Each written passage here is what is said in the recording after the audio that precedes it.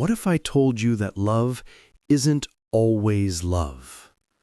That what we call connection is sometimes nothing more than a perfectly designed illusion, a psychological loop that traps the mind while convincing the heart it's free. Many women don't fall into love with a man. They fall into a pattern that feels like destiny, but is in reality a cycle of emotional dependency.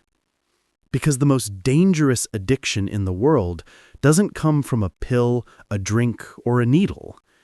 It comes from a person. Everything starts small. A smile that lingers too long, a conversation that feels different, a man who seems to see her, not just look at her. Her brain releases dopamine, the molecule of pleasure, the promise of something meaningful. And suddenly, his attention becomes a reward. A text from him lights up her phone, and her nervous system lights up too. Her pupils dilate, her heart rate increases. She feels alive. But here's the cruel twist. The brain doesn't crave happiness. It craves the chase. So the moment he pulls away, she starts craving him more. Not because she loves him, but because her body has mistaken uncertainty for excitement. Psychologists call it intermittent reinforcement. Reward, withdrawal, reward again.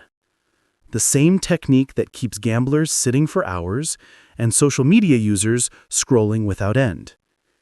He texts her just enough to keep her hopeful. He compliments her when she starts to lose patience. He disappears right after intimacy, only to return when she's finally ready to move on. Each time, her mind whispers, maybe this time it's real. And that maybe is what keeps her hooked. Because hope is the strongest drug the human brain can make. Soon, she starts confusing his absence with meaning. The silence hurts, so when he finally reaches out again, the relief feels like love. That relief is dopamine. That warmth is serotonin. That rush of belonging is oxytocin. Her entire chemistry has been hijacked. And now she doesn't want him. She wants the high he gives her. Every good morning text becomes a hit. Every ignored message becomes withdrawal. And every reunion feels like a rescue. But here's the truth most people never face. Addiction feels like salvation, right until it starts to destroy you. The men who trigger this addiction rarely look powerful. They simply understand timing.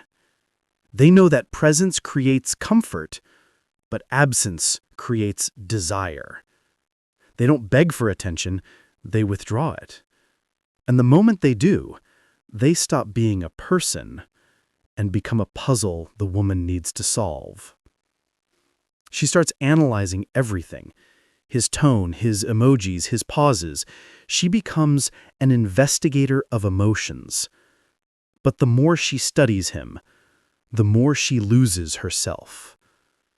Because obsession begins the moment you start searching for meaning in someone else's silence. Weeks pass, then months. Her friends tell her to walk away. She agrees, but can't. She says, "You don't understand. It's different with him."